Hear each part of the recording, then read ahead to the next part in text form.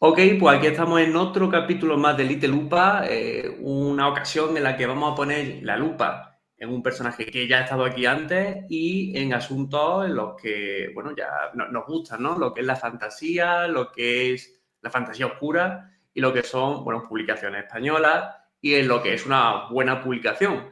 Bueno, vamos a empezar por lo básico. Javier Miró, ¿quién eres tú? Coméntanos qué tiene que saber la gente de ti. Vamos a presentar el personaje, al prota. Bueno, pues nada, yo soy escritor, soy asesor literario, ayudo a escritores a conseguir sus objetivos, depende de cuál sea, independientemente del momento en el que se encuentren. También soy editor, corrijo libros, sobre todo, lo que es a lo que me dedico. Edito libros, hago informes de lectura, leo libros, ya sea para autores, todo esto es para autores independientes, pero también para editoriales, sobre todo para editoriales, pero bueno, trabajo con todo. ¿Qué más? Soy profe de narrativa. También hago ghostwriting, que escribo libros para otras personas. Es otra cosa que hago. No sé, al final siempre se me queda algo en el tintero. Básicamente, sí, he conseguido trabajar de cosas en el mundo de las letras, que era lo que yo pretendía desde un principio, y ya está. Creo que con eso ya me presento. Vale, vale. Ya con un barrido así, ya me han surgido varias preguntas, ¿vale? Pero vamos a centrarnos en lo que es el tema principal, ¿no? Que es el que ha estado anunciando en redes, ¿no? Estos días. Ya el resto de cosas que se me han ido ocurriendo te las lanzo luego si hay tiempo. Sí, Tiene nueva publicación. Gris era el páramo, ¿no? De la sí. editorial Grijalbo.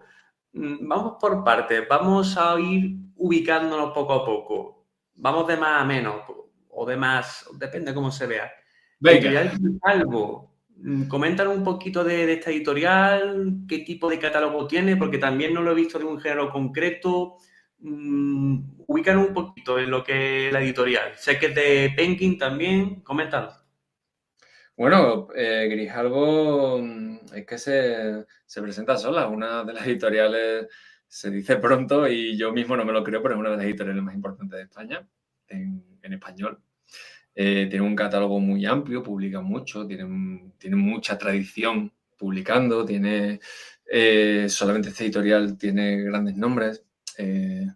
Así se viene a vuela pluma, se me viene a la cabeza Ildefonso Falcones, que precisamente hace un mes o un par de meses ha sacado la última novela relacionada con la Catedral del Mar, que bueno, que esa es la editorial. Entonces, que es una editorial pues que tiene un poco de todo, porque también publican no ficción, publican narrativa, publican novela histórica, publican novelas de terror, de misterio, publican thriller. Y ahora una cosa que no estaban haciendo era publicar autores nacionales de fantasía. Y era una cosa que han empezado nuevo, a hacer de nuevo, y así he llegado yo aquí, por esa, digamos, esa nueva filosofía que tienen ellos de meter además autores de fantasía que además sean nacionales, Ujú. y así estoy yo aquí. Perfecto. Pues se me van ocurriendo preguntas sobre la marcha, pero vamos a bajar al siguiente nivel, en el que, bueno, pues hay que desglosar lo que es el elemento protagonista, ¿no? Lo que es bueno, pues el motivo, el nexo, ¿no? Gris era el páramo. Para empezar, antes de hablar incluso, vamos a posponer incluso esto un poco más. Ahora no comentarás de qué va la novela, pero me llama mucho la atención el título. Gris era el páramo. No sé, ¿cómo se te ha ocurrido? No me viene así de repente como una novela fantástica al uso de estas que se conozcan tanto, ¿no? Parece como más personal, más concreta, no sé, ¿cómo se te ha ocurrido a ti? ¿Ha sido de la editorial? ¿Ha sido a media? Desglósanos un A ver, poco. el tema del título ha sido curioso porque probé varios. A los lectores beta les pasé otro título diferente cuando le pasé la novela. Y yo en un principio para mí era el nombre de la novela, pero siempre lo tenía como, bueno, lo tenía como que era temporal. Era de momento, lo llamo así. Porque Gris era el páramo es la primera frase del libro. Entonces, digo, bueno, pues lo dejo así, de momento, vamos a ver si se ocurre alguna cosa más. El libro es gordito y entonces ahí caben muchas ideas. Y probé varias que estaban también relacionadas bueno, que estaban, a lo mejor eran frases del libro o cosas que aparecían en el libro y no salió ninguna. Y mientras el libro se seguía llamando Grigera al Páramo durante todo el proceso de edición, durante todo el proceso de corrección, de reescritura y todo. Y poco a poco el nombre iba calando en la gente que estaba trabajando en la editorial y así se quedó. Al final no hubo discusión y se quedó como Grigera al Páramo, que era ese título provisional que yo le había puesto. Y al ser la primera frase de la novela, pues sí que es un poquito más poético, por decirlo así. No sé si eso es lo que te ha llamado la atención. Sí que es un poquito más, pues bueno, más sugerente, ¿no? Más etéreo, por llamarlo de alguna manera. Pero también, al mismo tiempo, una vez que ya lees el libro, pues te das cuenta que sí que es bastante representativo de lo que es el libro. Sí, bueno, tiene ese componente que es un poquito más poético, ¿no? Que es un poquito más, bueno, menos propio de novelas de fantasía oscura, pero al final sí que es representativo de lo que uno se encuentra en el libro. Claro. Bueno, a fin de cuentas, Gris le otorga oscuridad, por así decirlo, ¿no? Al concepto del título, y Páramo sí se relaciona prácticamente con lo que es la fantasía. Y ya para rematar, pues la portada, que ahí ya pues no deja lugar a dudas, tiene ahí ese toque de aventura, de fantasía, ¿no? De oscuridad, por así decirlo, ¿no? Que es lo que algunos conceptos que giran en torno al libro. Antes de meternos en esto, pregunta rápida, no sé si te acordarás. Has comentado que es un tochito, de escritor a escritor. ¿Cuántas palabras tienes? No sé si te acordarás. Ahí está el tocho. Los que estén en YouTube lo están viendo. Es gordito. Esto Gordito. ha quedado gordito. Son 600 páginas. Número de palabras exactamente no me acuerdo. Se ha quedado en 135, 140, por ahí. Y creo que 145, creo recordar, aunque no te lo puedo asegurar. Porque la primera versión con la que yo trabajé tenía 195. 195. 195 tenía esa primera versión con la que yo estaba trabajando con el editorial. Tijeretazo del duro, ¿no? Y empecé, claro, a ver, corregir libros es mi profesión. Y yo disfruto y ya he conseguido sobrepasar eso de no puedes corregir tus propios libros, no puedes retocar tus propios libros. Para mí no es problema. Yo sí tengo que, si a mí me comunican desde edición o desde los editores que el libro hay que aligerarlo, pues yo no tengo ningún problema y yo lo aligero y le quito. Y de esa primera versión con la que estaba trabajando a la segunda, pues eso le quité más de 30.000 palabras. El resto se lo quité en una versión posterior, pero le quité más de 30.000 palabras. A mí no se me caen los anillos a la hora de acortar cosas y de quitar cosas. Y bueno, si al final el libro lo necesita y merece la pena y va a mejorar, pues por supuesto no tengo ningún problema en quitarle palabras. Si me piden que ponga más y que llene más, pues también pondría más. Lo que pasa es que casualmente, por regla general, a los libros hay que quitarles. Yeah. Por regla. Que es una cosa que le cuesta mucho a muchísimos autores. Hay muchos autores que les propones quitar porque sabes que el libro va a mejorar quitándole y les cuesta muchísimo y no lo superan, hay que estar negociando con ellos, quita de aquí, no, venga, pero si lo quitas de aquí puedes dejar esto y es difícil. Conmigo no hay nunca ese problema, yo sé quitar, se quita y ya está. Pregunta a raíz de esto. ¿Cómo un escritor puede lograr ser más objetivo a la hora de corregir? Entiendo que cuanto más emociones te aten al propio manuscrito, peor va a ser. Entonces, ¿cómo se consigue? Quizás son muchos factores. Por una parte, entiendo que es parte de tu profesión. Por otra parte, entiendo que has escrito mucho y eso también ha implicado un factor más de frialdad, quiero entender, un tema más analítico, por así decirlo. No sé, estoy teorizando. ¿Cómo puede uno ser más objetivo y más cirujano, por así decirlo? Bueno, yo no creo que la experiencia te dé más capacidad de análisis, ¿eh? He trabajado con muchos autores y autoras que tienen un mogollón de publicaciones a su espalda y les sigue costando la vida hacer cambios y sobre todo quitar. Pero bueno, creo que eso no lo da la experiencia. Entonces, mira, precisamente hace poco tuve esta conversación. Yo es que hablo constantemente de este tipo de cosas, porque, bueno, como me dedico a ello y estoy trabajando con autores constantemente, pues bueno, al final estas cosas, estos temas son recurrentes y este es uno de ellos. Tú sabes que la escritura de un libro consta de tres partes. El primero es la planificación, el segundo es la escritura en sí y el tercero es la revisión. Todos cuentan, todos sirven para algo, todos son procesos creativos, incluso la revisión es proceso creativo. Lo que pasa es que por regla general a los autores no les gusta la parte de revisión. Lo que más nos gusta a todos, por regla general, es escribir. Por eso estamos aquí. Somos escritores, nos encanta crear, nos encanta sentarnos. Y si hay un escritor al que no le gusta escribir, Mal asunto. mal asunto, mal asunto. Y revisar, que es la tercera parte, es la más desagradecida. Y por regla general es la que menos gusta. A mí me encanta. No es la que más me gusta, a mí la que más me gusta es escribir, pero me encanta. Y por suerte esa es mi profesión. ¿Qué pasa? Que a la hora de revisar, nosotros necesitamos darle la primera revisión al texto. No podemos poner el fin y ya entregárselo a quien sea. No podemos hacer eso. Entonces, yo siempre recomiendo que una vez que hayas terminado el libro, inmediatamente lo revises. Inmediatamente. Porque ya vas con la velocidad de escritura, ya estás le has estado dedicando, si has terminado el libro significa que le has estado dedicando una cantidad de tiempo al día con constancia, con dedicación, pues aprovecha esa energía que llevas y esa constancia y esa dedicación para hacerle primero un primer repaso al libro.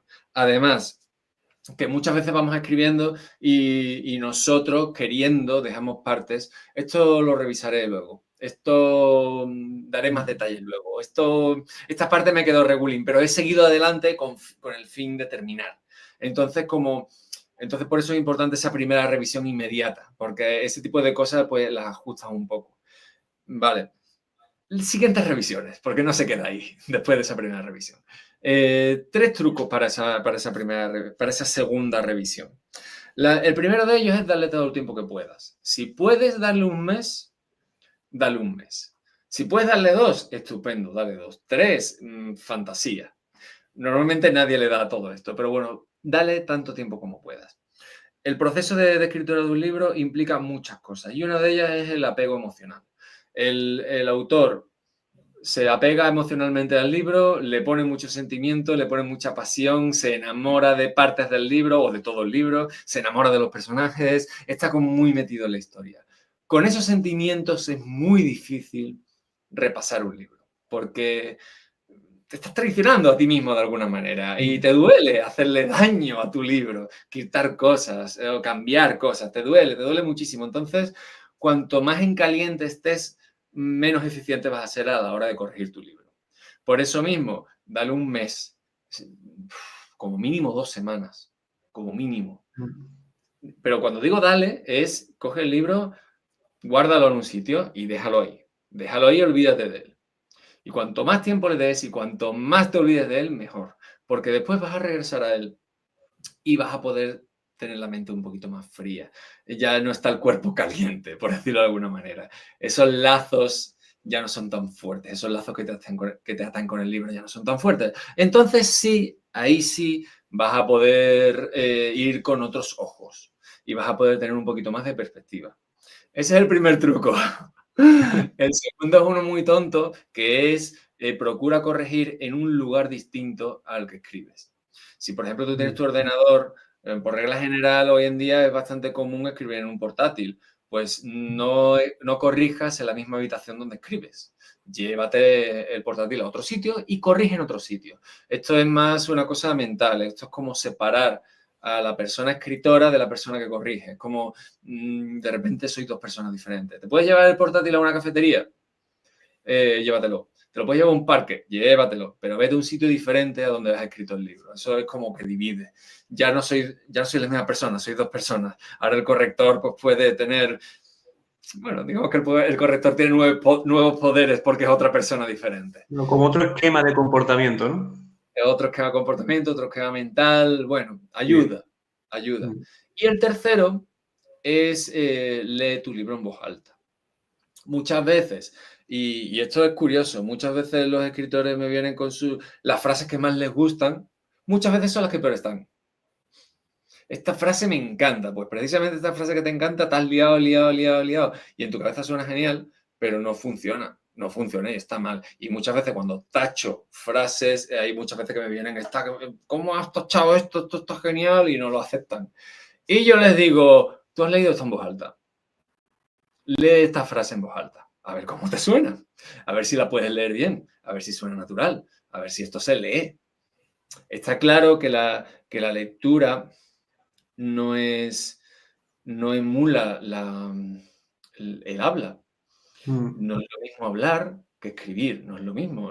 Hablar que leer, no es lo mismo. Nosotros hablamos de una manera porque, bueno, imprimo muchas otras cosas. El habla imprime muchas cosas que no están en la lectura. Por ejemplo, tenemos el lenguaje no verbal, que es a la vez que el habla. Entonces, hay muchas cosas. Las inflexiones de la voz, hay muchas cosas en el lenguaje hablado. Y el lenguaje escrito es diferente, funciona de una forma diferente. Cuando nosotros escribimos nos expresamos de una forma diferente también. Pero es que también está pensado para un contexto diferente. Para una persona que está sentada en un sitio, tranquila, o en el metro, lo que sea, pero ya no es lo mismo que tener una conversación. Entonces, aunque existe esa diferencia, es muy importante leer el libro en voz alta. Porque cuando lo lees en voz alta, te das cuenta dónde se traban y dónde Mm. no funcionan tus frases. Entonces, si una frase y una parte te está dando problemas, léelo en voz alta. Y cuando funcione en voz alta, probablemente también va a funcionar en el leído. Pese a que Sí, existe esta diferencia entre el lenguaje hablado y el lenguaje leído. perfecto. Vale. Sirve, ya por curiosidad, ¿sirve la herramienta esta? Yo utilizo el Word. La herramienta esta que te lee en voz alta el texto, entiendo que es lo mismo, ¿no? O Sí, en lugar de leerlo tú, te lo está leyendo otra persona. Si más objetivo. si es un programa que lee de forma natural y no te enerva, sí. Si Mm, es una voz que no te gusta, que a veces se traba o que a veces no comprende bien ya, el sentido de la frase, pues te puede enervar. Pero si no, léelo tú o lo lees tú o que te lo lean. eso es. Bueno, Pero pues para funciona. meternos ya en el ajo, gris era el páramo. Pregunta básica, sencilla y de introducción. ¿De qué va? Bueno, pues es una muy buena pregunta. Es un libro de fantasía oscura. Y difícil, ¿no? Ya empezamos duro. Es complicado, sí. Tiene lugar en un mundo que no es el nuestro, un mundo que está asolado, que es frío, no existe el color, no hay, no hay ni día ni noche, siempre hace frío. Y los personajes están como, bueno, los personajes están pues como el mundo. Pues son oscuros, no te puedes fiar de ellos, parece que todo el mundo tiene segundas intenciones y nunca son buenas. Y en ese mundo nos encontramos que tenemos una serie de personajes, sobre todo tenemos cuatro, pero los dos, vamos a decir que son cuatro. Tenemos a Nyx, que tiene un poder que ella puede habitar. Hay un segundo plano alrededor del mundo y Nyx puede habitar ese plano. Ese plano es que se llama la Umbra, es el que sirve para, ahí es donde está la magia y la gente que tiene magia pues puede acceder a él. Bueno, hay una serie de reglas. Y Nyx puede pasar de este mundo a ese otro mundo. Esa es su habilidad. Y por eso mismo la tienen esclavizada y la usan para que se asesina, para que robe, para que haga cosas que haya, no es que le duela hacerlo, en realidad le da igual, pero a ella le gustaría ser libre.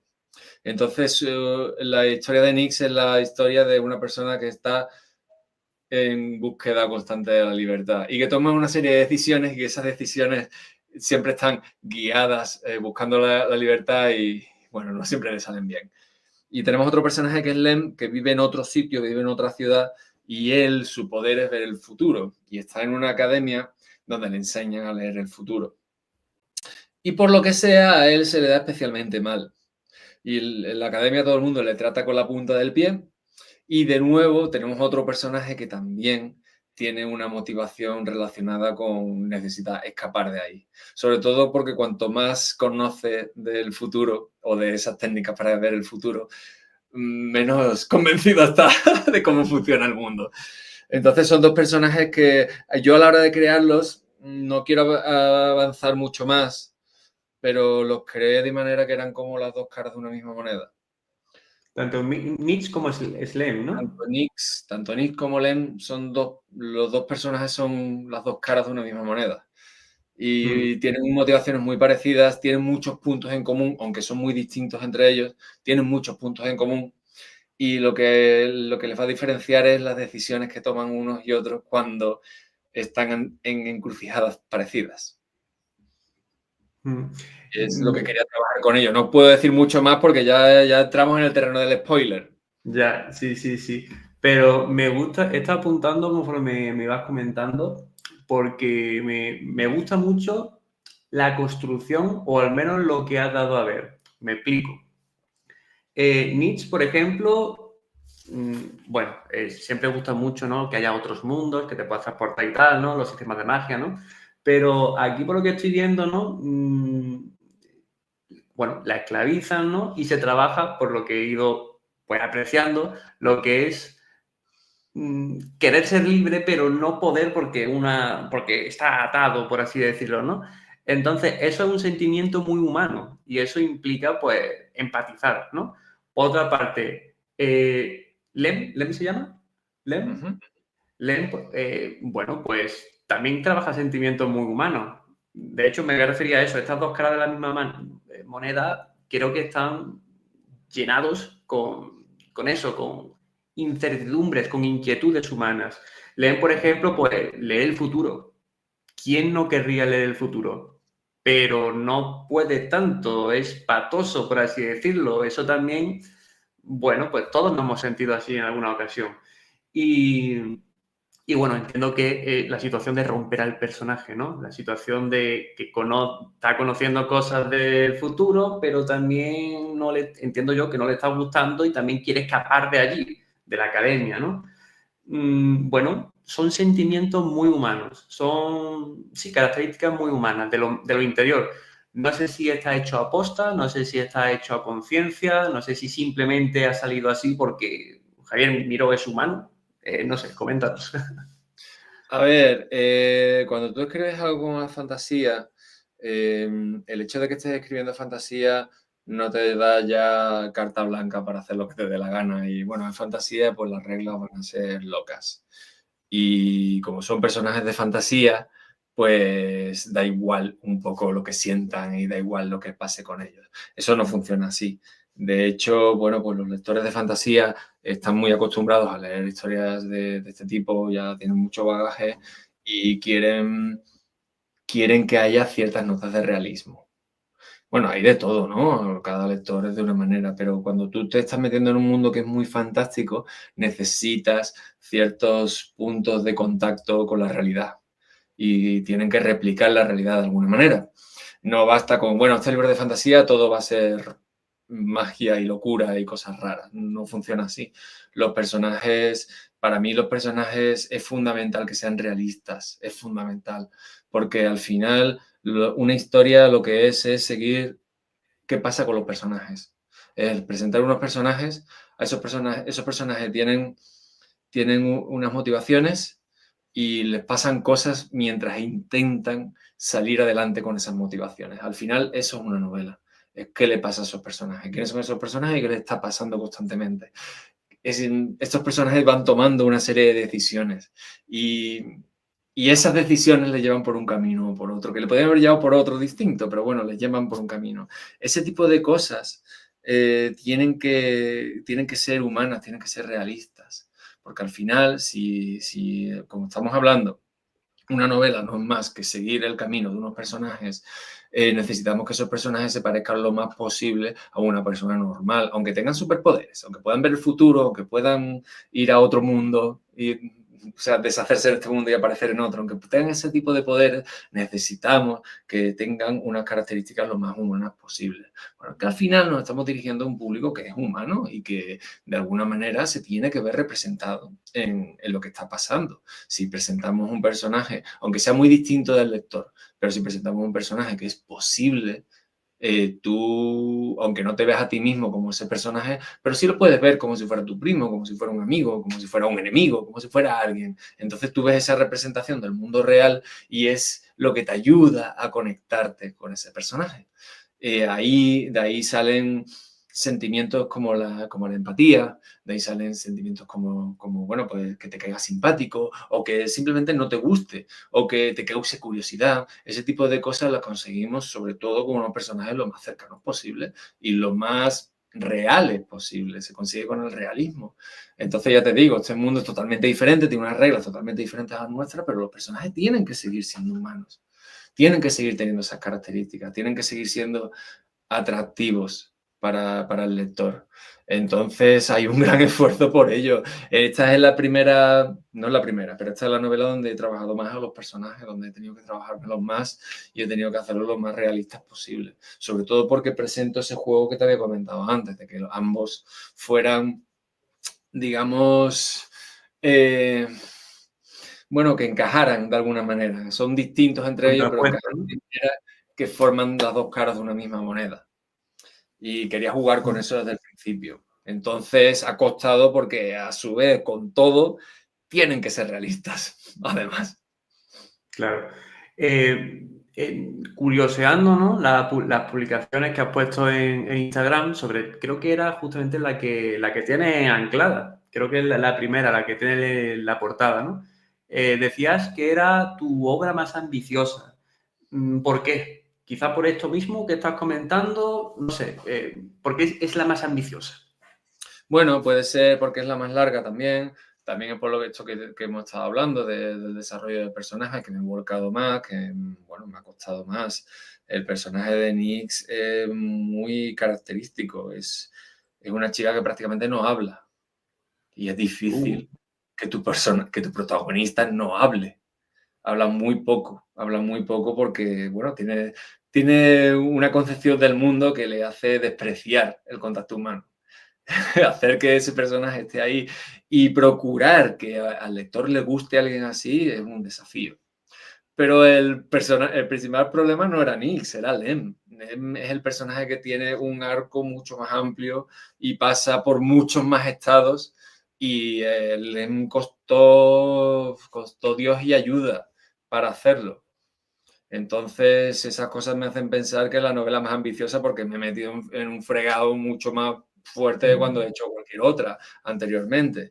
Y luego, por otro lado, el mundo también es muy amplio, tiene muchísima profundidad y a mí me hubiera gustado que se viera todo en esta primera novela, pero es imposible, es imposible.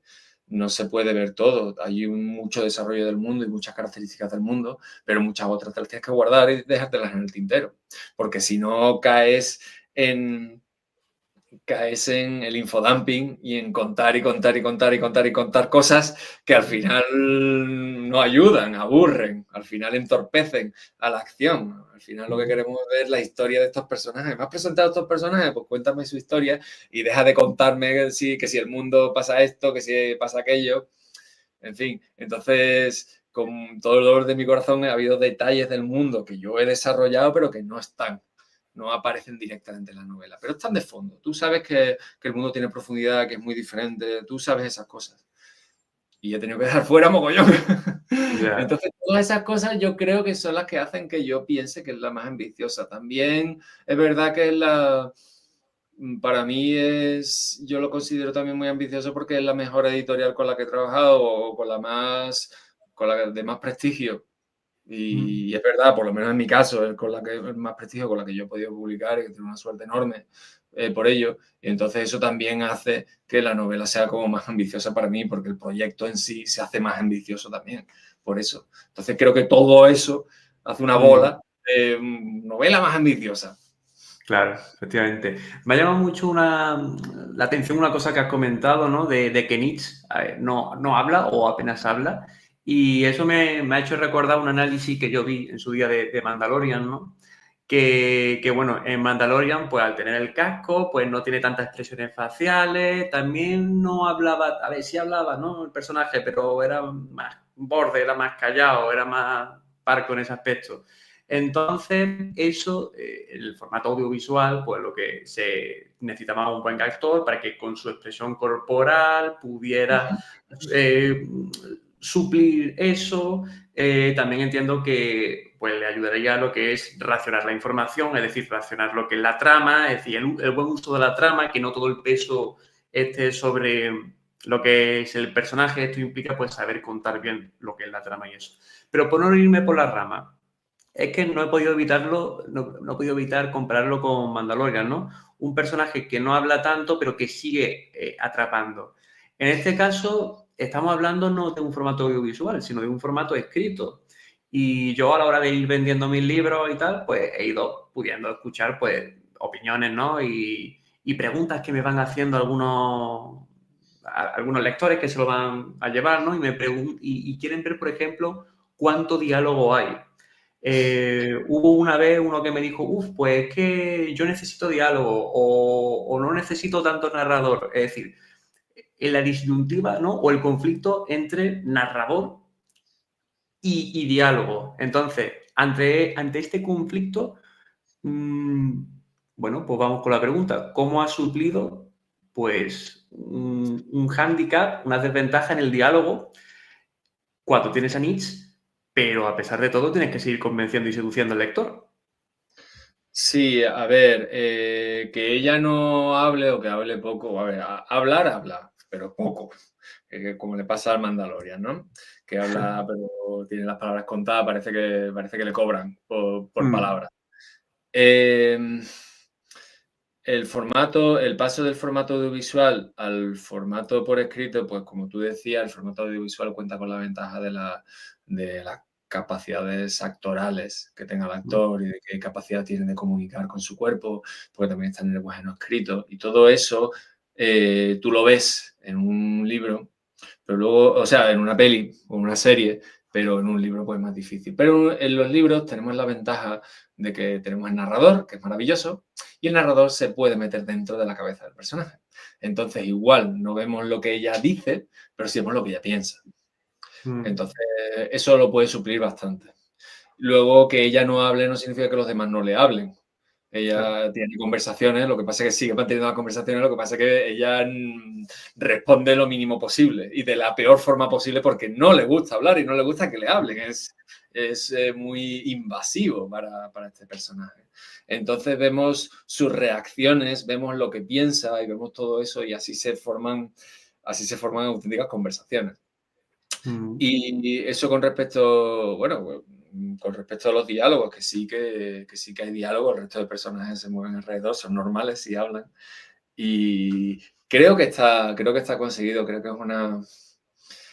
es una cosa de la que estoy bastante contento, de cómo ha quedado la relación de Nyx con el resto del mundo.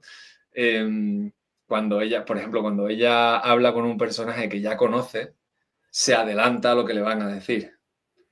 Lo piensa y luego los personajes con los que está hablando lo dicen, lo que ella ha pensado antes. Entonces tiene un poco ese juego, ¿no? Porque los conoce muy bien, porque es muy observadora.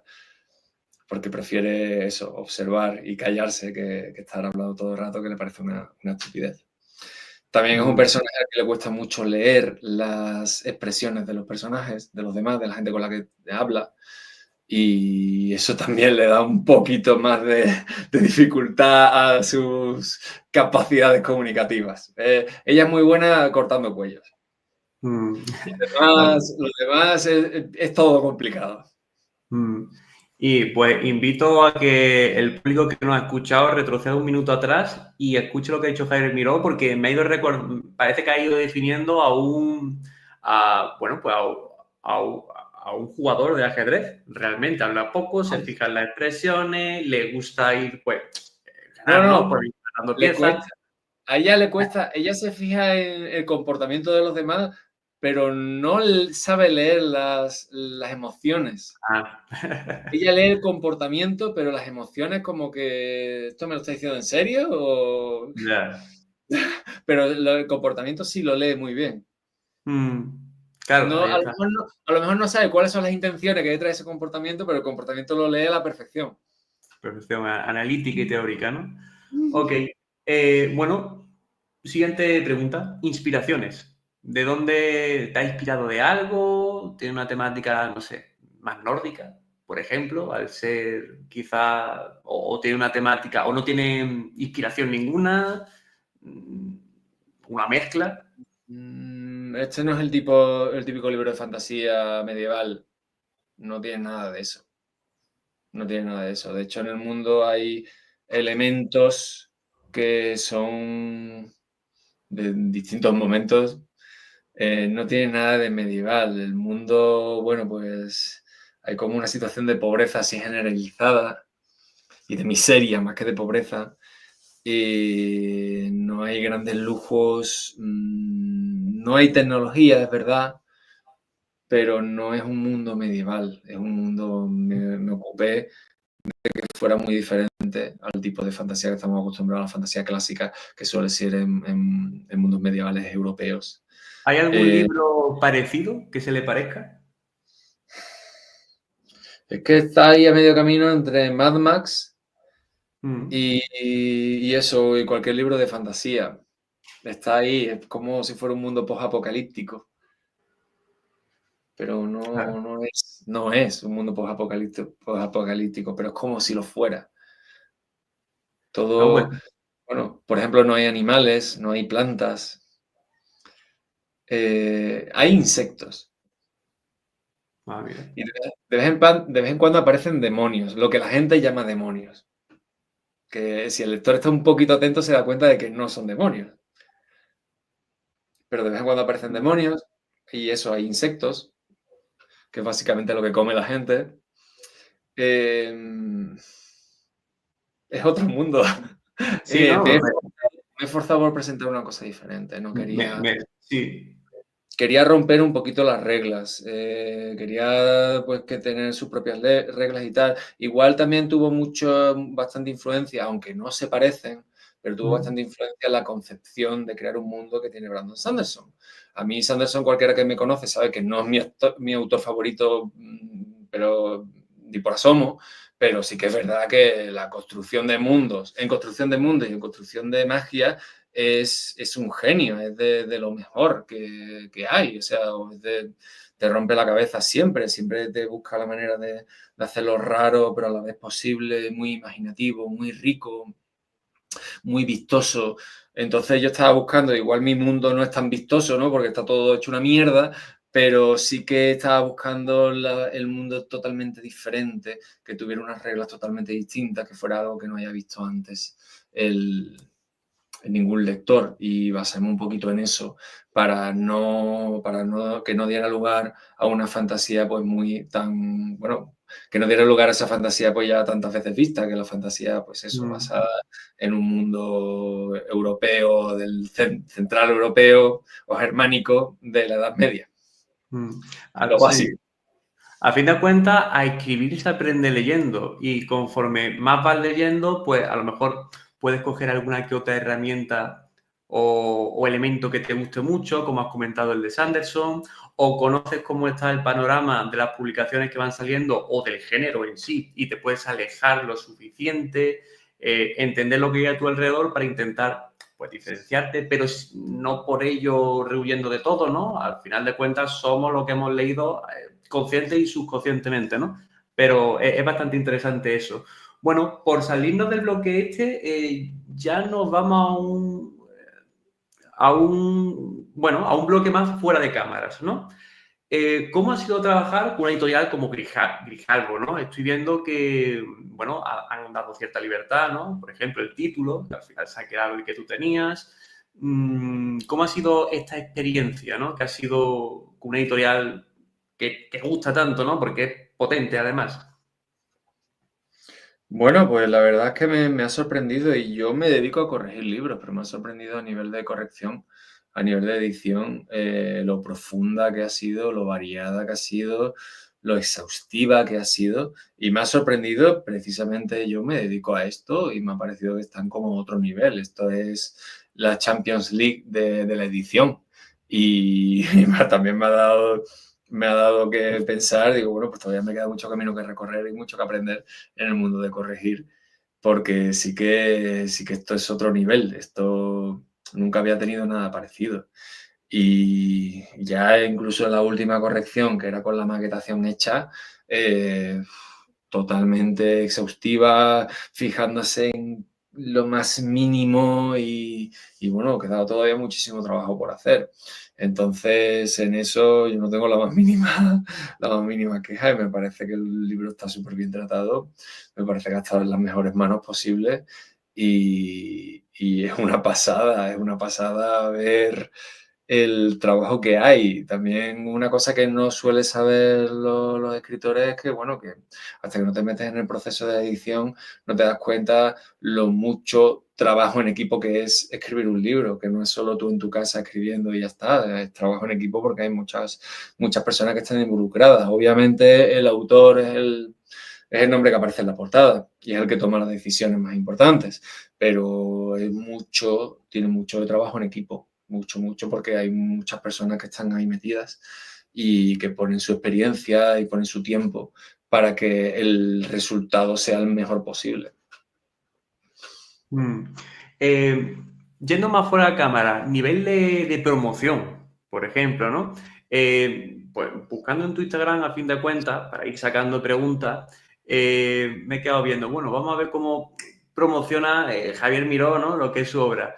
Pero claro, yo es que últimamente estoy viendo lo que se supone que es la promoción enfocada, ¿no? A lo que es el lector, ¿no? Posible de tu obra, ¿no? Pero estoy viendo que tus publicaciones van más por lo que es tu nicho o tu ámbito más laboral, ¿no? Por así decirlo, ¿no? Que es el de más de la corrección y tal, ¿no? Entonces, ¿cómo has intentado abordar lo que es la promoción? Porque a fin de cuentas tienes una comunidad que te sigue, una comunidad que viene de largo y una comunidad que yo, a fin de cuentas, creo que también es lectora de fantasía, ¿no? Pero me llama mucha atención que la manera que tiene de reunirse, ¿no? En torno al protagonista de la comunidad, ¿no?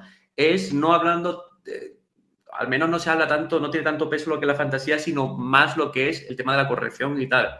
Por una parte eso, ¿cómo has intentado abordar tú lo que es el tema de la promoción?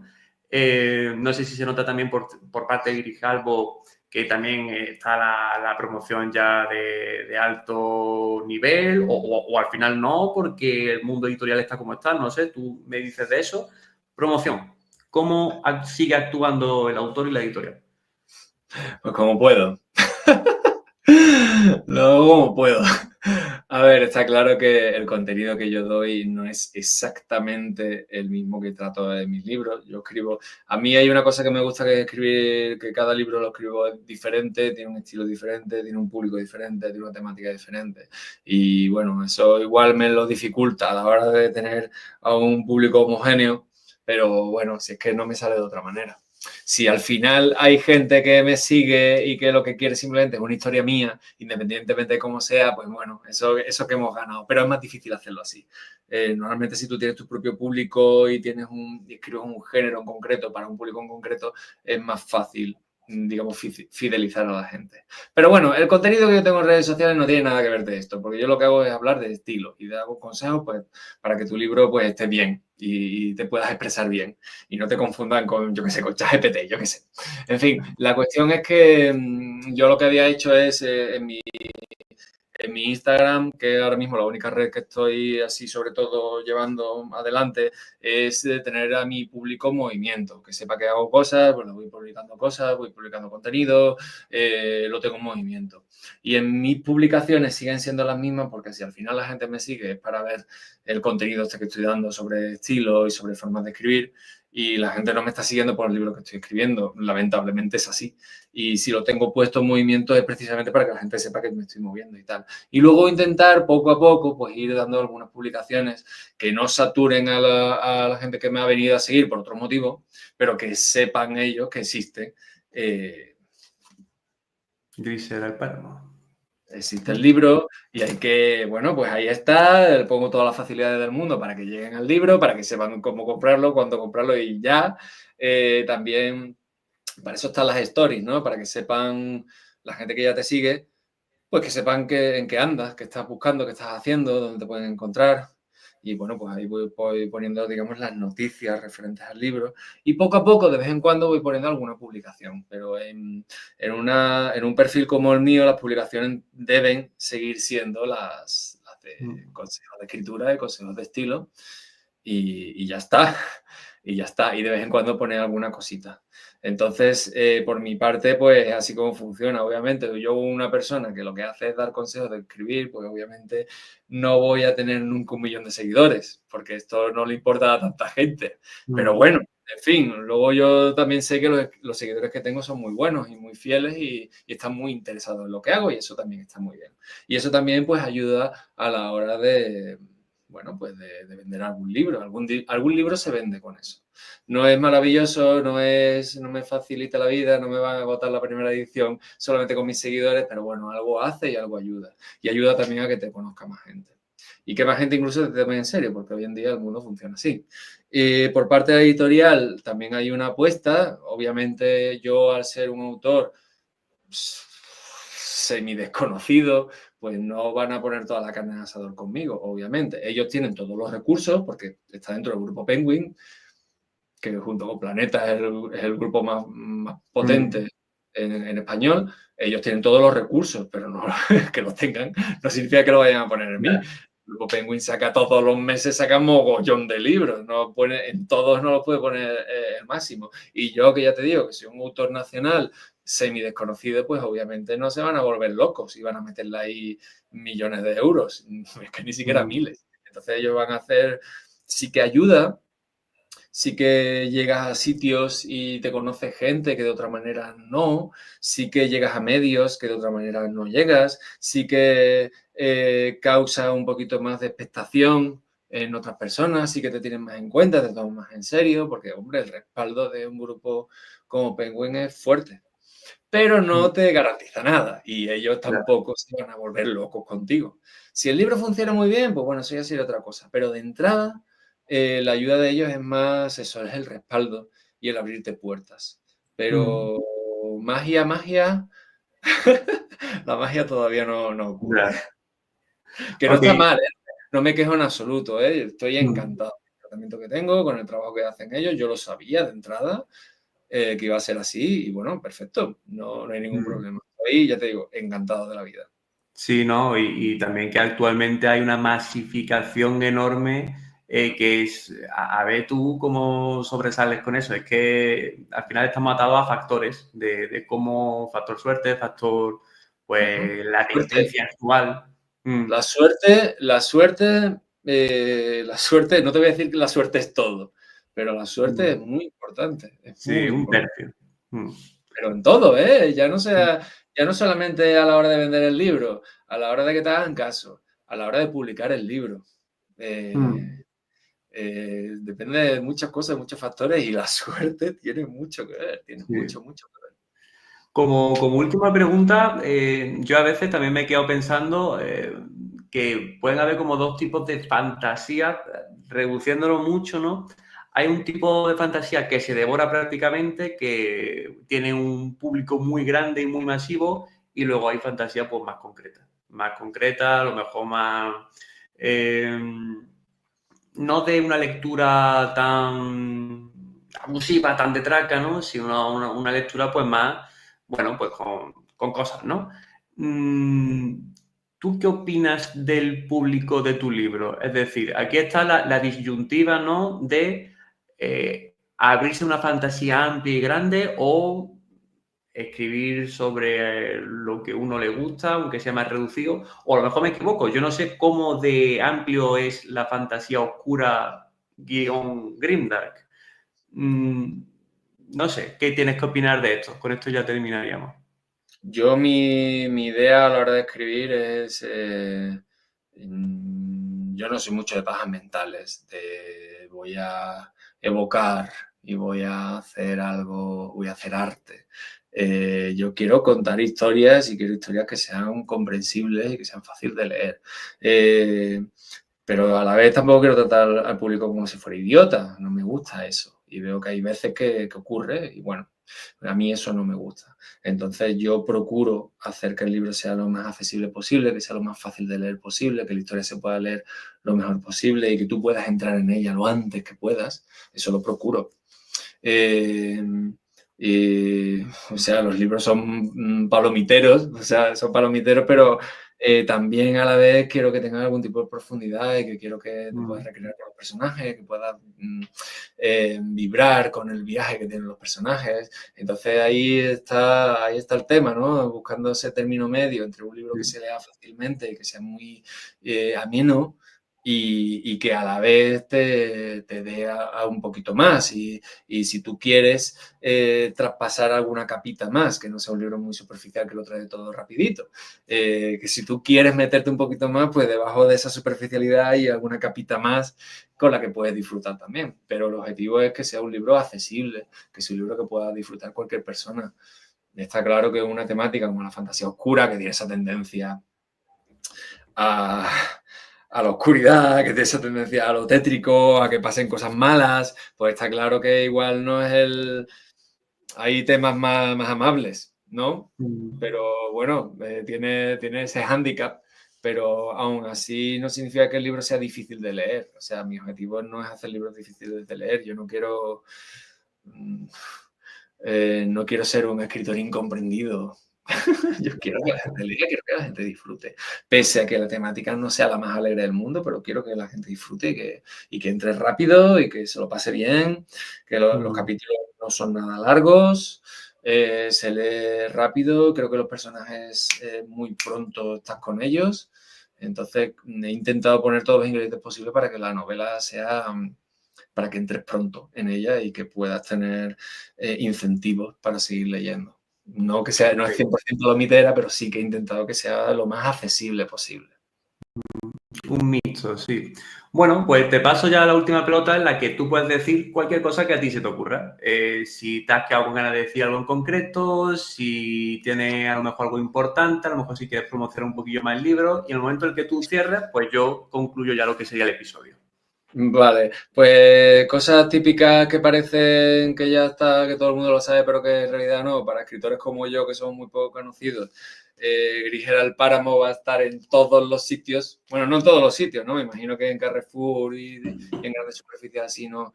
Pero lo que es en la Casa del Libro, el Corte Inglés, la FNAC, todo ese tipo de sitios sí va a estar, pero para autores como yo, pues esto no va a estar para siempre. Esto está un tiempo y ya está. Por eso le digo a la gente que si vaya a comprarlo, que vaya a comprarlo ya. Y que luego, aunque no vean el libro físicamente, en cualquier librería se puede pedir. Los libros, las librerías, el espacio de las librerías es finito y no caben todos los libros que se publican, porque son mogollón, son miles, sin parar. Entonces es normal que, aunque mi libro lo haya publicado el grupo Penguin, que tiene acceso a todo, es normal que vaya a tu librería de toda la vida y no esté. Aunque haya pasado un día, aunque sea el día de publicación, es normal que no esté. Entonces, si tú eres de comprar en tu librería de barrio de toda la vida, pide el libro si no está. Te dice, tráemelo y en una semana tienes el libro ahí. Y así además estás contribuyendo a los negocios locales que son los que le dan la vida a los barrios. Y ya está, poquito más. Muchas gracias por todo, ha sido un placer. Has estado muy bien, te has portado muy bien con las preguntas, Carlos. Y nada, muy bien, muchas gracias. Espero verte pronto por aquí y para lo que haga falta. Y a mí me podéis encontrar en mi canal de YouTube, que lo tengo un poco abandonado, pero que alguna cosita haremos últimamente, y en mi canal de Instagram. Perfecto. Pues nada, Javier, muchísimas gracias por todo. Me ha gustado, como siempre, esa información que das y ofreces. Y gracias por todo el público que ha estado hasta este momento, que, bueno, si quieren más de Javier Miró, pues ahí tenéis tanto la novela como sus redes sociales, como pues más capítulos de Little Lupa en los que él ya ha estado aquí y que si él quiere y yo también quiero, pues estar más invitado en el futuro. Y bueno, y si queréis más de Little Lupa, pues buena suerte. En fin, estáis dentro de Little Lupa, así que correcto. Así que bueno, pues nos despedimos y con esto finalizamos. Gracias y hasta luego. Adiós.